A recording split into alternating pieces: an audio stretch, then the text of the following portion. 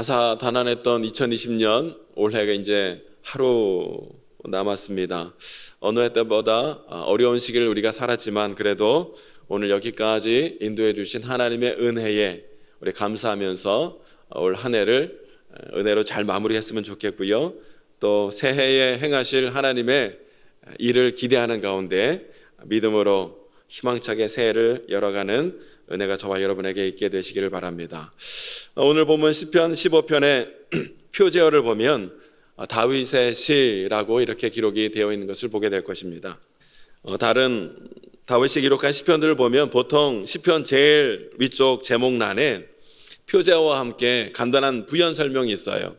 다윗이 뭐 할 때 부른 노래, 다윗이 뭐 할 때 부른 찬양, 이런 부연 설명이 있기 때문에 어떠한 배경에서 이 시편이 기록된 것인지, 그리고 어떠한 분위기에서 이 시편을 노래해야 하는 것인지 우리가 대략 그 제목을 통해서 알 수 있게 되는데, 오늘 본문의 말씀을 보니까 단순히 다윗의 시라고만 적혀 있기 때문에 자세한 내용은 다른 시편보다 잘 알 수는 없습니다. 그러나 1절에 보니까 주의 장막, 주의 성산, 이런 말들이 나오는 것으로 보아서 다윗이 주의 장막, 주의 성산, 주의 성소, 이것에 관심이 많았을 때 지은 찬양이고 노래이구나 하는 것을 우리가 미루어 유추하며 알 수는 있습니다. 오늘 본문의 핵심 구절은 1절이겠지요. 1절을 함께 읽어보실까요? 시작. 여호와여, 주의 장막에 머무를 자 누구오며 주의 성산에 사는 자 누구오니까. 다윗의 주된 관심은 무엇이냐면 주의 장막, 주의 성산에 사는 자가 누구인가, 또한 그곳에서 하나님과 함께 동행하며 하나님과 함께 거하는 자는 과연 누구인가. 다윗은 늘 그것에 대하여 관심을 가지며 오늘 그것에 대하여 또한 관심을 갖고 질문하며 나아가고 있는 것을 보게 되지요. 여러분, 주의 장막과 주의 성산은 궁극적으로 하늘의 영원한 성소를 뜻하는 말이기 때문에 오늘 다윗의 이 1절의 질문은 다음과 같이 바뀔 수 있을 거예요. 하나님, 어떻게 사는 것이, 또 어떻게 사는 자가 영원한 하늘 천국에서 하나님과 함께 영원한 기쁨을, 하나님과 함께 영원한 동행의 은혜를 누리며 사는 자가 될 수 있겠습니까? 다윗은 그것을 지금 질문하며 찬양하며 기도하며 노래하며 나아가고 있는 것을 우리가 보게 되는 것이에요. 오늘 시편의 말씀은 이러한 주제를 가지고서 질문과 형식으로 이루어져 있는데, 오늘 이 시편의 말씀은 특별히 후대에 예루살렘 성소에 들어갈 때 암송하는 예배시가 되었다는 것이에요. 이스라엘 정기가 되면 많은 순례자들이 예루살렘 성소를 향하여 나아왔는데, 이 예루살렘에 이때 도착한 순례자들이 1절을 암송하면 그 순례자를 맞이하는 제사장들이 2절 이하의 말씀으로 화답하며 맞이했다는 것이에요. 즉 예루살렘에 도착한 순례자가 주의 성소를 바라보며 누가 주의 성소에 거하는 자가 될 수 있겠습니까? 라고 오늘 시편을 통해서 암송하면 제사장들이 2절로 5절의 말씀을 통해 화답하는 가운데 인도하여 드렸다는 것이, 그리고 그 마무리는 이런 일을 행하는 자는 영원히 흔들리지 아니하리라 하면서 결론을 맺으며 예루살렘 주의 성산 성소로 들어가게 되었다는 것이죠. 오늘 저와 여러분들도 오늘 이 시편 말씀을 묵상하는 가운데 누가 주의 장막에 머무를 자인가, 누가 주의 성소 성산에 거할 자인가, 또 궁극적으로 누가 영원한 하나님 하늘 성소에서 주와 함께 살아가기 합당한 자인가, 그것을 다시 한번 살펴보고 깨닫는 가운데 그러한 자의 삶을 살아가는 은혜가 있게 되시기를 주님의 이름으로 축원합니다. 오늘 본문의 말씀을 보면 주의 장막과 이 주의 성산에 머무를 자에 대하여 구체적으로 11가지 덕목을 쭉 말씀하고 있는 것을 우리가 보게 되는데요. 먼저 2절에서 이렇게 3가지를 말씀하고 있습니다. 정직하게 행하며 공의를 실천하며 그의 마음에 진실을 말하며 하고 말씀하고 있습니다. 주의 성산에 머무는 자의 첫 번째 조건은 정직하게 행하는 것, 정직하게 살아가는 것, 그것이 주의 성산에 합당한 자의 모습이다 라고 말씀하고 있습니다.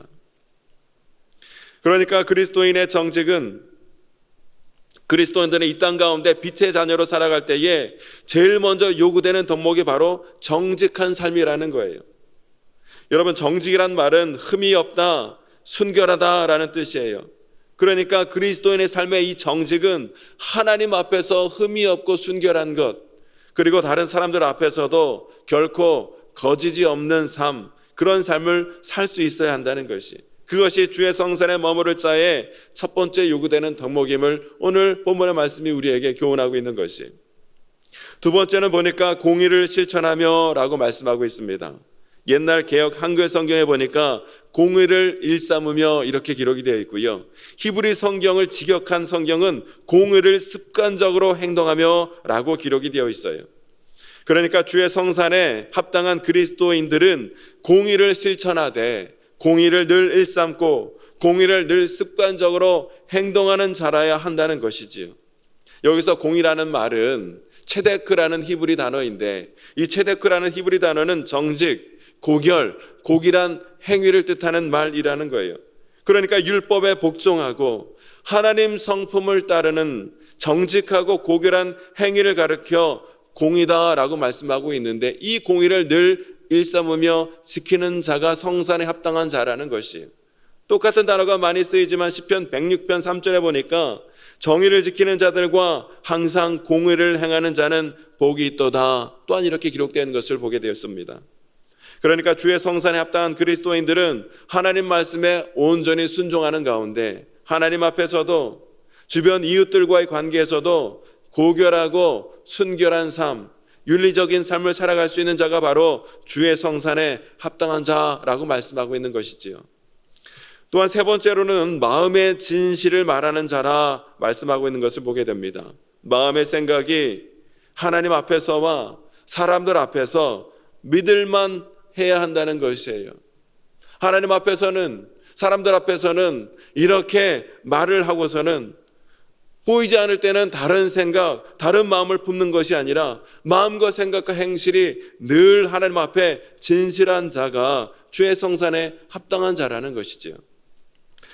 또 3절에 보니까 세 가지를 말씀하기를, 그의 혀로 남을 허물하지 아니하고 그의 이웃에게 악을 행하지 아니하며 그의 이웃을 비방하지 아니하며 라고 말씀하고 있습니다. 여기 보니까 네 번째로 그 혀로 남을 허물하지 아니한다 라고 말씀하고 있는 것을 보게 됩니다. 남을 허물한다는 말은 다른 사람들을 중상모략하기 위해서 그 혀를 놀리는 것을 뜻하는 말씀이에요. 뒤에서 욕을 한다든지 나쁜 소문을 퍼뜨린다든지 하여 그 사람에게 해를 끼치고 넘어뜨리고 곤란에 빠뜨리는 모든 행위를 가리켜 남을 허물한다 라고 뜻하는 말이에요. 오늘 저와 여러분의 말 가운데 혹시 이렇게 남을 허물하는 말과 행위는 혹시 있지 않은지 오늘 우리가 이 말씀을 통해서 되돌아보아야 될 것입니다. 주의 성산에 합당한 그리스도인들은 특별히 이와 같이 언어 생활에 있어서 늘 절제하는 가운데 이웃에 대하여, 동료에 대하여, 지체에 대하여 악한 말이나 더러운 말이나 험담하는 말로 해를 끼치거나 중상모략하지 않아야 한다라고 말씀하고 있는 것이지요. 그리고 다음으로 그 이웃에게 악을 행하지 아니하며 라고 말씀하고 있지요. 그런데 여기 나오는 이웃이라는 말을 개역 한글에서는 벗이라고 기록하고 있더라고요. 그것으로 미루어 봤을 때 여기서 말하는 이웃은 아주 가까운 사회에 있는 사람들을 가리켜 이웃이라 칭하고 있는 것이에요. 가족과 같은 이웃, 가족과 같은 친구들, 가족과 같은 동료를 지칭을 하는 것이 이웃인데, 그러한 이웃에게 악을 행하지 말아야 된다는 것이죠. 특별히 여기서 그 이웃에게 악을 행한다의 이 악은 어떤 살인이나 강도나 이런 대단한 범죄를 말하기보다는 불쾌감을 주는 행위, 상처를 주는 행위, 이런 것들로 일상생활 가운데 매너를 지키지 못해서 예의 없이 나쁘게 대하는 모든 것을 가리키는 말인데, 그리스도인들은 이웃에게, 가까운 동료에게 그런 일을 하지 말아야 된다는 것이에요. 사도 바울도 고린도전서 13절에서 말씀하기를 사랑은 무례히 행치 아니하는 것이다 라고 분명히 말씀하고 있는 것이에요. 그리고 여섯 번째 보니까 그의 이웃을 비방하지 아니하며 라고 말씀하고 있지요. 이웃을 비방한다는 말은 비난하고 헐뜯고 비판하고 경멸하는 행위를 가리키는 거예요. 이와 같이 3절에 나와 있는 덕목들은 다른 사람들과의 관계에 있어서 특별히 그리스도인이 하지 말아야 할 덕목들에 대해서 말씀하고 있는 것을 보게 됩니다. 이어지는 4절에서 7번째, 8번째, 9번째 덕목이 나오고 있는데요. 4절은 이렇게 말씀하고 있습니다. 그의 눈은 망령된 자를 멸시하며 여호와를 두려워하는 자들을 존대하며 그의 마음에 서원한 것은 해로울지라도 변하지 아니하며 하고 말씀하고 있습니다. 여기 보니까 그리스도인들의 눈은 망령된 자를 멸시한다라고 말씀하고 있더라고요. 현대어 성경은 이 망령된 자를 어떻게 번역하고 있냐면 하나님을 저버린 자를 망령된 자로 번역을 하고 있습니다. 그러니까 망령된 자는 하나님의 진리에서 떠나서 이 세상의 허탄한 신화에만 관심을 가지고 허탄한 일만을 쫓는 자를 가리켜 망령된 자라 그렇게 일컫고 있는 것이에요. 지금으로 본다면 진리가 아니라 하나님의 말씀이 아니라 그저 자기 속에나 옳은 대로 생각하고 행동하는 이 모든 풍조들, 인본주의라든지 공산주의, 사회주의, 또 그럴듯한 인권을 앞세우는 가운데 합법화시키려고 하는 동성혼을 추종하는 자들, 낙태를 합법화하려고 하는 이 모든 세상 풍조를 따라가는 자를 가리켜 망령된 자다라고 말씀하고 있는 거예요. 그런데 주의 성산에 합당한 삶을 살아가는 그리스도인들은 그러한 망령된 자와 결코 결을 함께 할 수 없다라는 것이에요. 망령된 자를 미워하고 멸시할 수밖에 없다라는 것이에요. 왜냐하면 망령된 자가 가는 길의 종국은 망하는 길이기 때문에 그래요. 멸망당하는 길이기 때문에 그래요. 심판당하는 길이기 때문에 그리스도인들은 그들과 함께 할 수 없고 오히려 멸시할 수밖에 없다라고 말씀하고 있는 것이죠. 그리스도인들은 이 세상의 허탄한 신화, 이 세상의 방법과 뜻을 쫓아가는 것이 아니라 오직 영원한 진리 되신 예수 그리스도, 영원한 진리 되신 예수 그리스도의 십자가 복음만을 쫓아가는 자의 삶이 되어야 한다라고 말씀하고 있어요. 왜냐하면 그 길 가운데 영원한 생명이 있기 때문에 그렇습니다. 그렇다면 망령된 자를 멸시하는 그리스도인들은 그러면 누구를 존대하는가 봤더니 그의 눈은 망령된 자를 멸시하며 그 다음에 어떻게 이어지냐면 여호와를 두려워하는 자들을 존대하며 하고 말씀하고 있습니다. 그리스도인들은 망령된 자는 멸시하지만 누구를 존대한다고요? 여호와 하나님을 두려워하는 자, 여호와 하나님을 경외하는 자들은, 즉 믿음의 지체들은 존중하고 존대하며 사랑하며 섬기며 나갈 수 있다는 것이에요.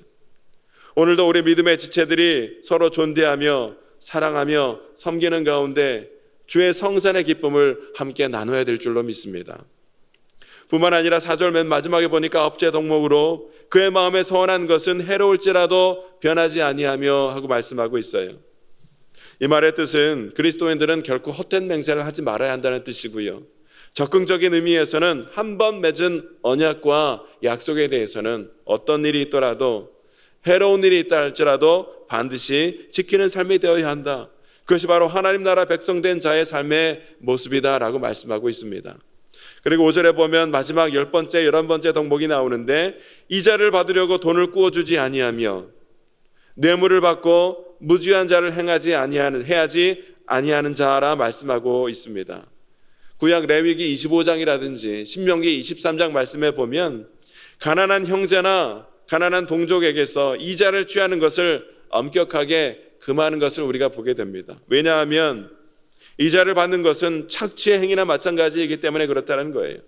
그리스도인들은 착취의 행위가 아니라 사랑과 섬김과 나눔으로 하나님 나라를 이루며 살아가는 자들이 바로 그리스도인들이기에 이자를 받으려고 돈을 꾸어주지 말라, 뇌물을 받고 무지한 자를 해야지 말라 하고 말씀하고 있는 것을 보게 되죠.